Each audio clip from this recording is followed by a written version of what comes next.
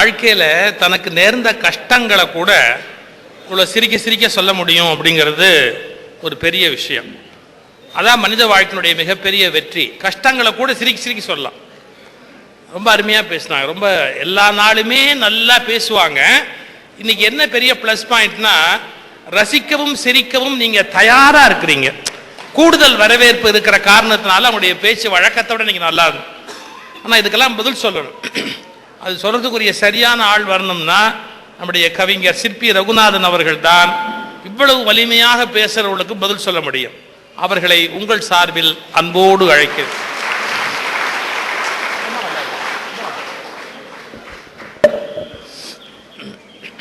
நல்லபல செய்தி கூறி நடுநிலையாய் நீதி கூற வந்திங்கே வீற்றிருக்கும் நடுவர் பொறுப்பேற்றிருக்கும் நடுவர் அவர்களுக்கும், எங்களின் நம்பிக்கைக்குரிய நடுவர் அவர்களுக்கும், அப்பாவி ஆண்களினை அப்பாவாயாக்குதற்குள் அப்பாவி ஆண்களினை அப்பாவாயாக்குதற்குள் எப்பாடு படுத்துகிறார் இப்பெண்கள் என்பதனை எடுத்துரைக்க வந்திருக்கும் எனதணியை சார்ந்தவர்க்கும், தப்பான கருத்தினையே எப்போதும் பேசுகிற எதிரணியை சார்ந்தவர்க்கும், அப்பாடா சாமி இது எப்போது முடியும் என எதிர்பார்த்து காத்திருக்கும் அன்பார்ந்த பெரியோருக்கும் அருமை தாய்மார்க்கும் அனைவருக்கும் என் வணக்கம். அன்பான ஆட்சிமைக்குரிய நடுவர் பெருமானவர்களே, சாந்தாமணியின் பேச்சிலே ஒரு தேனின் இனிமை இருந்தது, நிலவின் குளுமை இருந்தது, வார்த்தைகளிலே ஒரு வரிசைப்பாடு இருந்தது, உச்சரிப்பு சுத்தம் இருந்தது, மிதமான சத்தம் இருந்தது. ஆனால் உண்மை ஒன்றுதான் இல்லை. அந்த அம்மா எப்பவுமே அதை பேசுறதே இல்லை. நீங்க ஒன்றும் வேண்டாம், இங்கே ஆண்கள் இவ்வளவு திரளா கூடியிருக்காங்களே நம்ம ஆட்கள்லாம் எதுக்குன்னு இருக்கீங்க? நீங்கள் நான் பேசுறதை கேட்கறதுக்குன்னு இருக்கீங்களா? அந்த உப்புசத்துல இருந்து தப்பிச்சு வந்திருக்காங்க. இங்க என்னமோ நீங்க மகிழ்ச்சிங்கிறீங்க, திருமணத்துக்கு அப்புறம் அவ்வளவு மகிழ்ச்சிங்கிறீங்க. நீங்க இந்த தலைப்பே முதல்ல பட்டிமன்றம் போட்டு தீர்ப்பு காண்ற மாதிரியான தலைப்பாவே எனக்கு தோணல. ஆண்கள் வாழ்வில் எப்ப மகிழ்ச்சினா, இது ஒரு ஆம்பளை நான் சொல்லலாம், இல்ல நீங்க பேசலாம், நம்ம ஜோதி பேசலாம். நாங்க எப்ப மகிழ்ச்சியா இருக்கிறோம் பேசுறதுக்கு ரெண்டு பொம்பளை இங்க வந்து ரகலை பண்றாங்கன்னா என்ன அட்டூழியம்? எங்க வீட்டுலதான் உபத்திரம் தாளலின்னு வெளியில வந்தா இங்கேயும் வந்து ரகலை பண்ணாங்கன்னா அப்ப என்ன அர்த்தம்? அது நாங்க எப்ப மகிழ்ச்சியா இருக்கோம்ங்கிறத இவங்க முடிவு பண்ணி சொல்றாங்கன்னா, நீங்க தலைப்பு முதல்ல இது சாதாரணங்க. ஆண்கள் எப்ப மகிழ்ச்சியா இருக்காங்கன்னா திருமணத்துக்கு முன்னாலதான், பின்னால சுத்தமா கிடையாது. நீங்க வேணா வேற எவ்வளவோ சிக்கலான தலைப்பெல்லாம் இருக்குது. அந்த காலத்துல எல்லாம் இருந்து பாருங்க, திருவிளையாடல் காலத்துல எல்லாம் பெண்களின் கூந்தலுக்கு இயற்கையிலேயே மனம் உண்டா இல்லையா? இப்ப அப்படி கேட்க முடியாது, கொஞ்சம் மாத்தி வச்சுக்கலாம். இன்றைய பெண்களுக்கு இயற்கையிலேயே கூந்தல் உண்டா இல்லையா? இது கொஞ்சம் ஆராய்ச்சிக்குரிய தலைப்பா இருக்கும். 2-3 மணி நேரம் போராடி கண்டுபிடிக்க வேண்டியதா இருக்கு. ஆனா ஆண்கள் எப்ப அதுல வந்து அவங்க பேசினாங்க பாருங்க, அடாடாடாடாடா, வீட்டு வேலை செய்யறாங்களாம். காலையில் 5 மணில இருந்து ராத்திரி 10 மணி வரைக்கும் இந்த அம்மா செய்யற வேலை. 5 மணிக்கு புருஷனுக்கு பெட் காபி போட்டு கொடுக்கணுமா? பெட் காபி குடிக்கணும்னா ஆம்பளை எல்லாம் அலமோதுறான் ஒண்ணும் கிடையாது. தூக்கம் தெளிஞ்சுட்டு அந்த கருமத்தை வாயிலேயே வைக்க முடியாது. அரை தூக்கத்தில் குடிச்சாதான் அதை குடிக்க முடியும். ஆனா பெட் காஃபிக்குள்ள இவ்வளவு பெரிய சீக்ரெட் இருக்குங்கிற விஷயம் இன்னைக்கு தான் தெரியும். என்னமோ அந்த அம்மா வந்து வரிசையா விட்டு பட்டை கழட்டுறாங்க. இந்த மாதிரி வேட்டக்கருப்புராயன் சாமியாட்டு வீட்டுக்காரர் போய் நிக்கிறாரு அம்மா. நடுவர்களே சத்தியமா சொல்ற, சுப்பிரமணியன் கொஞ்சம் என்னையாட்ட அப்புறம் நீங்க கொஞ்சம் ஏதாவது கொஞ்சம் வெடுக்குன்னு இருக்கிறாள் எப்பவே இந்த அம்மா வேலை பார்த்துட்டு இருப்பாரு, வெட்டி எறிஞ்சிருப்பாரு. ஏங்க இத்தனை பேருக்கு முன்னாலே நம்ம இந்த போடு போடுதுன்னா அவருக்கு அதையே யோசிச்சு பாருங்க. நான் போன் பண்றேன், ஏன்னா பொழுதோடு கொஞ்சம் நிகழ்ச்சி முடியுது, கொஞ்சம் நேரம் ஆயிட்டுதுன்னு என்ன பண்றதுங்க, அக்கால பஸ்ஸில் வச்சு விட்டுட்டுங்களா இல்லை காத்தால் அனுப்பலாமான்னு? ஒன்றும் அவசரம் இல்லை, 2 நாள் கழிச்சு அனுப்பு. அவ இங்க வந்து என்ன பண்றான்? வெடுக்குன்னு இருக்கிறேங்கிறாரு. ஜோதி தோசை சுட்டாராமா, தோசைக்கல்லை திருப்பி போட்டு சுட்டாராமா. சத்தியம் அதுல ஒன்றும் தப்பெல்லாம் கிடையாது. என்ன ஒரு சின்ன மாற்றம்னு கேட்டா, அவங்க சொன்னதுல அவர் தெரியாம தோசைக்கல்ல திருப்பி போட்டு சுடல, தெரிஞ்சே போட்டு சுட்டது. அதுல இந்த அம்மா 8 தோசை தின்னு இருக்குது. இல்ல கல்ல நேரா வச்சு சுட்டிருந்தா அவர் கதி என்ன இருக்கிறதுன்னு பாரு. அப்புறம் அவர் பாத்ரூம்ல போய் பேஸ்ட் எடுங்கிறாரா, பிரஷ் எடுங்கிறாரா, தண்ணி விட்டாங்கிறாரா, இதெல்லாம் ஒரு பேச்சு. நீங்க வந்து பேசுறது நான் பேசப்படாதுன்னு பார்த்தேன். நான் பொதுவா நம்ம மன்றத்திலேயே நான் பேசுறது இல்லைங்க. நகைச்சுவை மன்றத்தில் நம்மளே பேசப்படாது, வெளியில இருந்து மாசு ஒரு தங்க போறது. இவங்க ரோட்டால தாள மாட்டேங்கன்னா இன்னைக்கு இதுக்கு ஒரு முடிவு கண்டு ஆகணும். ஆம்பளை எப்ப மகிழ்ச்சியா இருக்கிறாங்கிறத இவங்க இனி இந்த தலைப்புல எங்குமே வந்து தகராறு பண்ணக்கூடாதுங்கிறதுக்காகத்தான் இன்னைக்கு முதல்ல இந்த தலைப்பை பேசி நீங்க இந்த கல்யாணம்ங்கிறது இருக்குங்களே, அது ஒரு அலிபாபா குகை மாதிரி. வெளியே இருக்கிறவன்னா உள்ள போகணும்னு பதறுவான். உள்ள போறதுக்காக இந்த மந்திரத்தை, அந்த மந்திரம் சொல்லி பழகுவான் பாருங்க. மாசக்கணக்கா மந்திரம் பழகுவான், சொல்லி பழகி உள்ள போயிருவான். உள்ள போய் பார்த்தோம் திக்குன்னு ஒரு அந்த பிரமிப்பை அடிக்கும் பாருங்க, மந்திரம் மறந்து போயிரும். கதறுவான் பாருங்க. அதுக்கப்புறம் கல்யாணமான மந்திரம் மறந்து போச்சா, கதவே தெர தப்பிச்சு வெளியே ஓடுறன்னு. வெளியே இருக்கிறவங்க உள்ள போக, அந்த அம்மா சொன்னது பூரா கேட்டீங்களா, +2 பையன், 17 வயசு படிக்கிற பையன், 17 வயசு பையன். அவனுக்கு அப்படித்தான் தெரியும். பார்த்தா இது கொஞ்சம் தூரத்துல இருந்து கொஞ்சம் எளிலா தெரியும். அப்படித்தானே நாங்க ஏமாந்தோம்.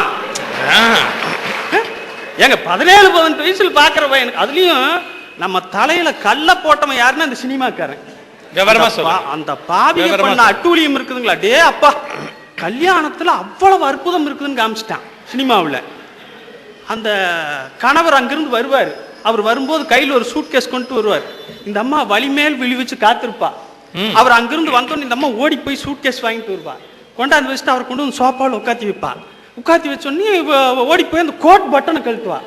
இந்த 17-18 வயசு பையன் பார்க்குறவனுக்கு, அடே சாமி, சட்ட பட்டன் கூட அவன் கழட்ட மாட்டான், கோட் பட்டன் கழட்டி எடுத்து மாட்டுவா. அப்புறம் பாத்தீங்கன்னா என்ன பண்ணுவாங்கன்னா அந்த கையெல்லாம் கழட்டி எடுத்துருவா. அப்புறம் ஒண்ணு ஓடி போய் என்ன பண்ணுவோம், ஒரு இத்தச்சோட்டு டம்ளர்ல ஒரு ஆப்பிள் ஜூஸ் ஒன்று போட்டு கொண்டாந்து அவருக்கு கொடுத்து அவர் உட்காந்து வாங்கி குடிச்சிட்டு இருப்பாரு. வாங்கி குடிக்கிறதுக்குள்ள கீழே உட்காந்து காலில் இருக்கிற பூடிஸ் கழட்டுவா. அப்புறம் எந்திரிச்சு அவருக்கு இந்த பேனை போட்டு விடுவா. இந்த வேர்த்து இருக்கும் பாருங்க, அதை அந்த முந்தானி எடுத்து அப்படி லேசா ஒத்துவா பாருங்க. அப்படியே அப்பா நம்ம வயன் அன்னைக்கு முடி, அப்படியே சாமி கல்யாணத்துல இத்தனை சமாச்சாரம் இருக்குதா, பண்ணி போடான்னு வந்தான். வீட்டுக்கு வந்தோடனே தரகரை பார்த்து, யோ பொண்ண பாரு அப்படின்னா. அப்புறம் ஏற்கனவே இந்த ஆபத்துல மாட்டினவன் இருக்கான் பாருங்க, பங்காளி மச்சான்லாம், அவன்லாம் வெகு நாளா பார்த்துட்டு இருக்கிறான். மாப்பிள்ளை நீ ரொம்ப முறுக்கா பண்ணி சுத்திட்டு இருக்கிற, இவனுக்கு போட்டு விட்டுருவோன்னு அப்படின்னு திட்டத்தில் இருக்கான் அவன். அவன் அந்த கோபத்தில் இருக்கான். எல்லாம் சேர்ந்து என்ன மகிழ்ச்சிங்கிறீங்க, எது வரைக்கும் அத்தனை பண்ணுவான். கல்யாணம் பத்திரிக்கை 3 பத்திரிக்கை அடிப்பேன் எங்க ஊர்ல எல்லாம், தெரியுங்களா? 3 பத்திரிக்கை ஒரு கல்யாணத்துக்கு அடிக்கிறேன் எங்க ஊர்ல எல்லாம். பாத்தீங்கன்னா அந்த பெரிய ஊர்ல எல்லாம் 3 கல்யாணமே பண்ணிக்கிறேன். ஆமா, 3 பத்திரிக்கை தானே அடிக்கிறேன். அந்த மஞ்சள் கலர்ல பெரியவங்க கொடுக்கறதுக்குன்னு ஒண்ணு அடிப்பேன். சரி, மஞ்சள் கலர் பத்திரிக்கை ஒண்ணு. அப்புறம் மறுபடியும் அவங்க வெளியில இந்த நண்பர்கள் கொடுக்கறதுக்கு ஒண்ணு அடிப்பேன். அப்புறம் இங்கிலீஷ்ல ஒரு பத்திரிக்கை அடிப்பேன். அதை படிச்சு காட்டுறதுக்கு கூட ஒரு ஆளை வேற கூட்டிட்டு போவேன். எல்லாருக்கும் கொண்டு போய் எல்லாம் வரிசையா கொண்டு போய், அப்புறம் அது என்னங்கிறீங்க, ராத்திரிக்கு பட்டிமன்றம் போட்டு ஆர்கெஸ்ட்ரா போட்டு வடை பாயாசம் அப்பளம் பொரியல்னு அதுக்கு பிரமாதங்க பெரிய மாநாடு நடத்துறா. அத்தனமும் எல்லாருக்கும் சொல்லுவேன், மாமா கல்யாணம், அண்ணா கல்யாணம், சித்தப்பா கல்யாணம், எல்லாம் வந்துருங்கன்னு. இந்த பொண்ணு பாக்குறது கூட்டிட்டு போவான் பாருங்க, ஒரு கூட்டம் கூட 4 பேர் போயிருப்பான், வீணா போனவன். எந்த ஆம்பளையும் சத்தியமா சொல்ற முழுசா பொண்ணை பார்த்து பிடிச்சிருக்குன்னு சொன்னதா வரலாறு கிடையாது. ஏன்னா மாப்பிள்ளைக்கு அவ்வளவு சங்கடம் இருக்கு. மாப்பிள்ளை போய் உட்கார்ந்தோடனே அந்த பக்கத்தில் இருக்க இந்த கிழவிய பொம்பளை எல்லாம் கூட்டமா சன்னல்ல வந்து எட்டி பார்க்கும், அங்க பார்க்கும் இங்க பார்க்கும். இவன் அவ்வளவு நாகரீகமா உட்கார்ந்துருக்கணும். அந்த இடத்துல பாத்தீங்கன்னா ஏதாவது சாப்பிட்றதுக்கு அவனுக்கு பிடிச்ச பலகாரமா இருக்கு, ஒரு சிலேபியா இருக்கு, கொண்டாந்து தட்டத்தில் வச்சிருவான். எவ்வளவு சிக்கல் தெரியுங்களா? சிலேபி திங்கலாம்னு ஊடா இருந்தா ஒரு 5-6 எடுத்து ஒரு குண்டால் ஓட்டு அப்படியே பிசைஞ்சு எடுத்து அடிக்கலாம் சீராவோட. இப்ப மாப்பிள்ளையா போய் உட்கார்ந்துருக்கான், ரொம்ப நாகரீகமா எடுத்து அப்படி எடுத்து ஒரு வில்லல் அப்படி கடிக்கணும். சிலேபி சிக்கல் அப்பவே தொடங்கியாச்சுன்னு அர்த்தம் வாழ்க்கையில. இதை பார்த்துக்கிட்டு இருக்கும்போது பொண்ணங்கியா வந்து இப்படி டபக்குன்னு வந்துட்டு போயிடும், காப்பி கீப்பி கொண்டாந்து வச்சுட்டு போயிடும், இப்படின்னு வாங்கிடுவேன், அது போயிடும். பார்த்தா பொண்ணு இந்த மின்னல் மாதிரி போயிடுச்சா, இந்த பக்கத்தில் இருக்கிறாளுக்கு கேட்பான், என்ன மாப்பிள்ளை எப்படி பொண்ணு, எப்படி பொண்ணுன்னா பொண்ணு சூப்பர்மா. இவன் எதை பார்த்து சொல்றான், இவனுக்கு மாட்டினதை காட்டில் இது பெஸ்ட்னு முடிவு பண்ணியிருக்கான். தரகர் வந்து சொல்லியிருப்பான் பொண்ணு கிளியாட்ட பொண்ணுன்னு சொல்லியிருக்கான். சரிதான், ஏற்பாடு பண்ணிட்டு எல்லாம் பார்த்தாச்சு, முடிவு பண்ணியாச்சு.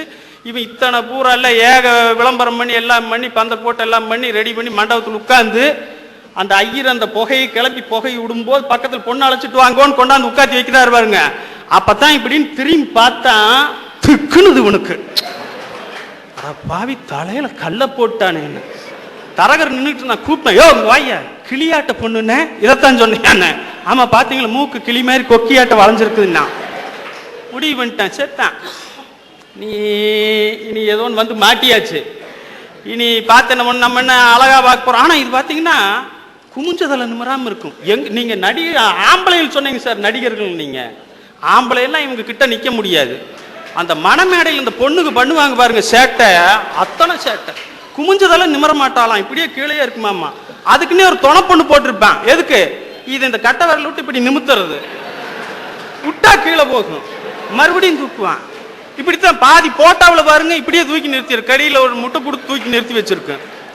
இதை பார்த்தோன்னே நம்மால் முடிவு பண்ணிட்டான், அழகு இல்லாட்டி கிறங்க தொலையுது, நம்ம சினிமாவிலேயே நடிக்க போறோம், ரொம்ப அடக்கமான பிள்ளையாட்டு இருக்குது, நம்ம அம்மாளுக்கு ஏற்றவா இருக்க, குடும்பத்துக்காக மாட்டு இருக்குது அப்படின்னு சொல்லி போட்டு தாலி கட்டினா. எது வரைக்கும் அந்த குமிஞ்சிருந்தது? தாலி கட்டினது தான் கோடு. கட்டினோடனே அவன் நிமிந்தா இப்படின்னு. அன்னைக்கு தொங்க போட்டவன் தான் நம்மாளு, இன்னைக்கு வரைக்கும் நிமரவே இல்லை. அதுக்கு பேரே கால் கட்டுன்னு வச்சிருக்கிறானுங்க. கால் கட்டு எப்படி முதல்ல மகிழ்ச்சியானதா இருக்கும். நீங்க பெரியவங்க எல்லாம் அந்த காலத்துல தெளிவா தெரிஞ்சுதான் பண்ணி இருக்கிறான். புலியை அடக்கிறவனுக்கு தான் பொண்ணு கொடுப்பேன் இருக்கான். புலிப்பல் எவன் கொண்டாடுறானோ அவனுக்கு தான் பொண்ணுன்னு என்ன அர்த்தம்?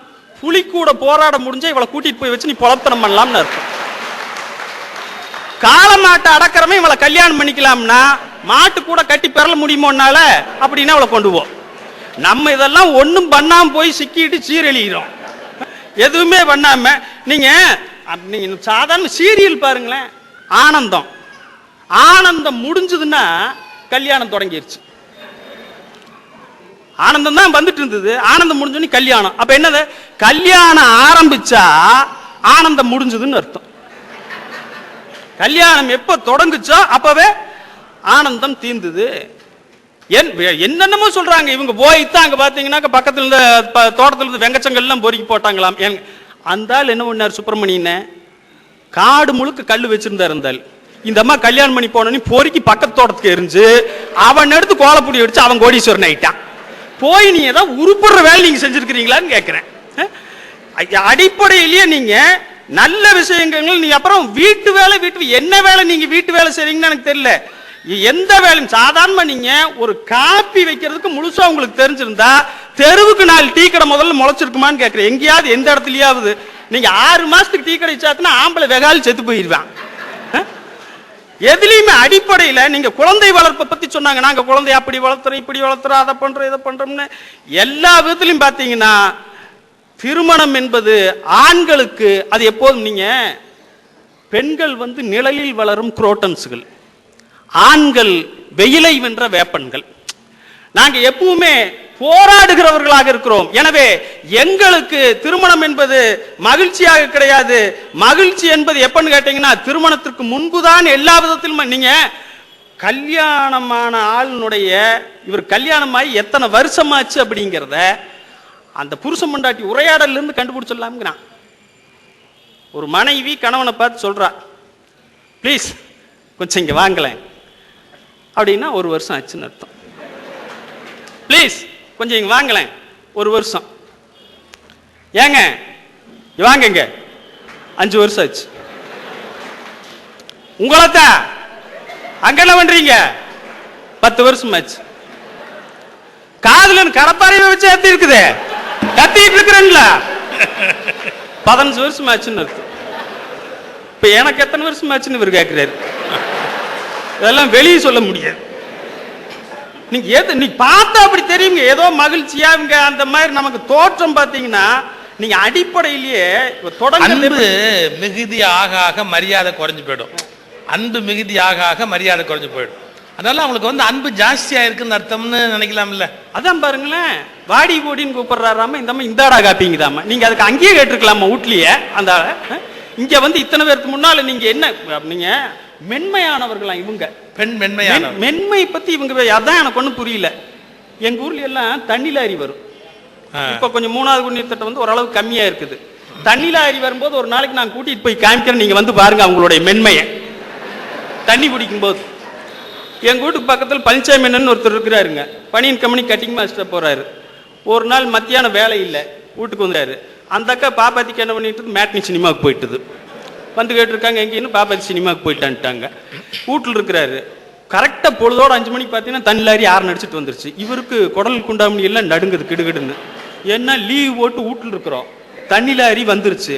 இப்போ தண்ணி பிடிக்காம இருந்தா வந்து குடத்துலயே அடிச்சு கொண்டு போடுவா. வேலையும் இல்லை, வீட்டில் உட்காந்துருந்தா லாரி தண்ணி பிடிக்கலையான்னு சொல்லி தண்ணி பிடிக்கிறதுக்கு போலான்னு போய் பார்த்தா அங்க ஒரு 50-100 டிக்கெட் நிக்குது. எல்லாம் அப்படி சும்மா பயங்கரமா இருக்குது, கிட்ட நாடுற மாதிரி இல்லை. அங்க போனாலும் மரணம் தான், போகாம வீட்டுல இருந்தாலும் இவகிட்ட மரணம் தான். இப்ப இது ரெண்டுல எது பெஸ்ட்னு பார்த்தான். சரிதான், உள்ள போய் நம்ம வீர மரணம் அடைகிறதே மேல்னு சொல்லி குடை தூக்கிட்டு பழனிசாமி உள்ள போயிட்டாரு. உள்ள குடை தூக்கிட்டு உள்ள போனதுதான் கொடுங்க, போய் சிக்குன்னு ஆளு கதறாரு கத்துறாரு. என்னென்ன ஆளை வெளிவிடு, குடம் வேண்டாம் தண்ணி வேண்டாம், வெளிவிடு. வெளியே தப்பிச்சு பிடிங்கிட்டு வர முடியல. 50 பொம்பளைங்க, ஒரு ஆம்பளை உள்ள போய் மாட்டிட்டாரு. என்ன பண்ணுவாருங்க, என்னென்னமோ பண்ணி பாக்குறாரு, இருந்தாலும் வர முடியல, குடம் புடுங்கிட்டு போயிட்டுது வெளியில. அப்புறம் ஆளையாவது விடுங்கன்னு பாக்குறாரு. கடைசியில பாத்தீங்கன்னா வேட்டி முறுகிட்டாங்க உள்ள. டவுசரோட வெளியில் வந்து அடிபட்ட கோழி குஞ்சாட்டு விழுந்தாருங்க. அப்ப இந்த அக்கா மேட்னி படம் விட்டு 5:45 ஆயிட்டு வேகு வேகுன்னு அங்கிருந்து வந்தது பாருங்க பாப்பாத்திக்கா. வரும்போதே இந்த இடுப்பு அந்த ஒரு குத்து சீலை எடுத்து இந்த இடுப்புல நெக்குன்னு சொருகிட்டு, என்ன ஆம்பளை அர்த்தங்கட்ட ஆம்பளை ஒரு குடம் தண்ணி குடி கையாளு அப்படின்னு முட்டினா பாருங்க. வெளியே வரும்போது பக்கத்துல ஒரு குடம் தண்ணியோட வெளியே வர. இது 6 குடமோ என்ன குடமோ எங்கிருந்து கொண்டாந்தாலும் தெரியல. மென்மையாமா இவங்க மென்மை. ஆம்பளை ஒரு குடம் தண்ணி முடியல. அதாவது மென்மையா இருக்கிறதால தான் ஒரு குடத்தோட வெளியே வந்தா. சாதாரணமாங்க இவங்க தொடங்குறது எப்படி தொடங்குவாங்க கேட்டீங்கன்னா, நீங்க இவங்க பண்ற வேலைகள் பார்த்திருக்கீங்களா? நகைச்சீட்டு, புடவை சீட்டு, பாத்திர சீட்டு. என்னைக்காவது இந்த வீணா போன ஆம்பளைக்காக ஒரு வேட்டி சீட்டு போட்டதான் வரலாறு உண்டா கேட்டு வச்சிருக்கிற வேட்டியும் எடுத்து என்ன பண்ண, கல்யாண நினைவுகள் நம்ம அந்த காரிக்கன் கலர்ல ஒரு வேட்டி வச்சிருப்போம், அதையும் எடுத்து எங்காவது பார்த்தீங்கன்னா கொண்டு போய் பழைய பாத்திரக்காரங்கிட்ட போட்டு அதுல ஒரு குண்டாவை வாங்கி வச்சிருக்கலாம். ஏதாவது கற்ற வேட்டி இருந்ததுன்னா கிழிச்சு இட்லி துணிக்கு போட்டுருவான்.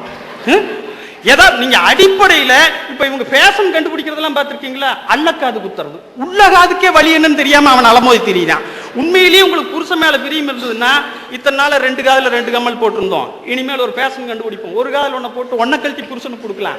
அவன் கஷ்டம் திருட்டும் நீங்க ஒரு ஃபேஷன் கண்டுபிடிச்சிருந்தா குடும்ப மகிழ்ச்சியா இருந்திருக்கும். அல்லக்காத ஒன்ன குத்தி விட்டு அதுக்கு ஒன்ன போட்டு அதுல இருந்து அங்க பாருங்க, அதுல இருந்து இங்க இருந்து ஒரு ஆண்டனா ஒண்ணு போட்டு இங்க இருந்து இங்க ஒண்ணு, அதுல இருந்து அப்படி 2.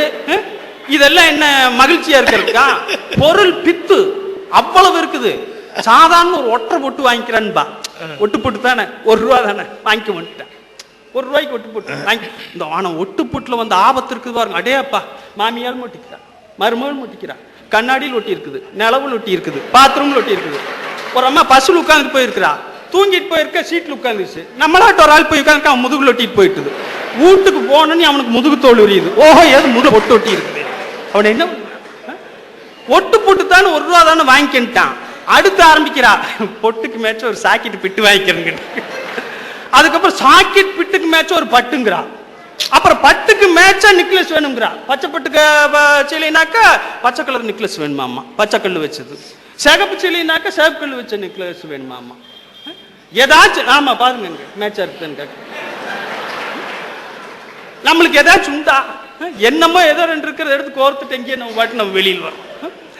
அடிப்படையில பொருள் பித்துடையவர்களாக எந்த நீங்க எல்லா இடத்துலையும் பார்த்தீங்கன்னா, நீங்க அந்த திருமணத்துக்கு முன்னால் இருக்கிற மகிழ்ச்சி இருக்கு பாருங்க ஆண்களுக்கு. அடடட, நீங்க ஒண்ணு கல்லூரி காலம் எப்படிப்பட்ட காலம் தெரியுங்களா? பள்ளிக்கூட காலம் எவ்வளவு அருமையான காலம் தெரியுங்களா? நீங்க என்ன ஆண்கள் வாழ்க்கைன்னா கல்யாணம் ஆனதுக்கு அப்புறம் தான் வருதா? பள்ளிக்கூடத்தில் எவ்வளவு மகிழ்ச்சியா இருந்தது தெரியுங்களா? மணல் மேட்டில் கால் பதித்து கோபுரம் போல் வீடு கட்டி கொண்டாடி மகிழ்ந்திருந்த காலம் அந்த காலம்.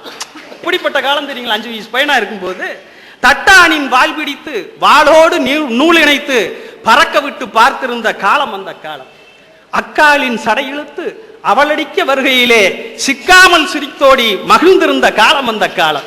ஒரு 5 வயசுல ஒரு அக்கா, 3 வயசுல ஒரு தம்பி ஓடி போய் அந்த பிள்ளை போய் சடை பிடிச்சி இழுப்பான், இழுத்துட்டு அம்மா விட்டு ஓடிடுவான் குடுகுன்னு. அம்மா அக்கா அடிக்கிறது துரத்திட்டு வந்து அம்மா விட மாட்டேன் பையனுக்கு என்ன அடிச்சுன்னு பாத்துக்க ராஸ்கல். எவ்வளவு மகிழ்ச்சி தெரியுங்களா? கில்லியோடு பம்பரமும் கோழி விளையாட்டென்று கொண்டாடி மகிழ்ந்திருந்த காலம் அந்த காலம். கற்பனையில் காரோட்டி கயிறாலே ரயிலோட்டி மகிழ்ந்திருந்த காலம் அந்த காலம். கற்பனையில காரோட்டி இல்ல பாருங்க, 1ஆம் கிளாஸ் பையன் எப்படி வருவான் தெரியுங்களா? பள்ளிக்கூடம் இல்ல காரே இல்ல, நெசமாலும் கார் வாங்கி இருக்கிறான். நேரா புளி மரத்தில் ஒண்டி விட்டு சாத்துறான். என்ன பக்கத்துல உட்கார்ந்து இருக்கிறான், எங்க அப்பா வாங்கி கொடுத்ததானுங்கிறான். என்ன விடுவீங்க? அப்ப இல்லாததை இருப்பதாக இருந்த போது இருந்த மகிழ்ச்சி பள்ளிக்கூட பருவத்தில், கல்லூரி காலம் எவ்வளவு மகிழ்ச்சி தெரியுங்களா? மாப்பிள்ள, மாம்சு, மச்சான், பிரதர் அடையாளமே தெரியாது யாருன்னு. அவனை அவ்வளவு உறவு முறை சொல்லி கொண்டாடி மகிழ்ந்திருந்தோம். கல்யாணத்துக்கு அப்புறம் நெசமாலும் மச்சான் வந்துட்டானே, ஏதோ குடும்பத்தை 2 பண்ணாம போக மாட்டானேங்கிறான். நெசமாலும் மச்சான் வந்தா திக்குங்குது.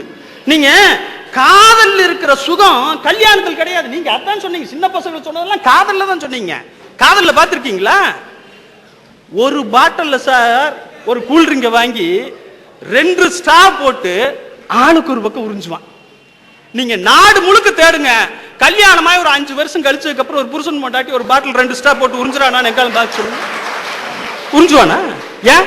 ஒரே உறிஞ்சல் சருன்னு புறாத்தி உறிஞ்சிடுவான். உனக்கு வேணும்னு ஒன்று வாங்கிக்க, எனக்கு ஒன்று கொடுத்துரு. நம்ம என்னமோ இலக்கியத்தில் சொல்லுவோம், மான் வந்தது தண்ணி குடிச்சு அது குடிக்கிட்டுன்னு இது இருந்து, இது குடிக்கிட்டுன்னு அது இருந்து. இங்கே அதெல்லாம் கிடையாது. சரக்குன்னு ஒரே உறிஞ்சல் அவ புறாத்தி உறிஞ்சிடுவான். எவ்வளவு கடிதம் வெடி வெடிய கொள்ளுவானுங்க. அத்தனை பேரும் கவிஞன் தான். கல்யாணத்துக்கு முன்னால அத்தனை தபால் எழுதுவான், அத்தனை அற்புதமா எழுதுவான். பக்கத்துல இருக்கிற நம்மளையெல்லாம் தூங்குறது கூட மாட்டான். ராத்திரி 12 மணிக்கு தட்டி எழுதுவான். டேய் இப்ப அவ என்னடா பண்ணுவான்பா, டே கொரட்டை விட்டுருப்பா, படுறா நாயங்கணும். அவ்வளவு நிமிஷம் பண்ணுவான். காதல்ல அந்த காதல் தோல்வி கூட சுகம். காதல் அப்புறம் தோல்வின்னா தாடி வச்சுக்குவான். அப்புறம் அதுக்கு ஒரு கவிதை சொல்லுவான், ஆடிக்கு பின்னாலே ஒரு ஆவணி இருப்பதை போல் இந்த தாடிக்கு பின்னாலே ஒரு தாவணி இருக்கிறதுன்னு ஒரு கவிதை எழுதி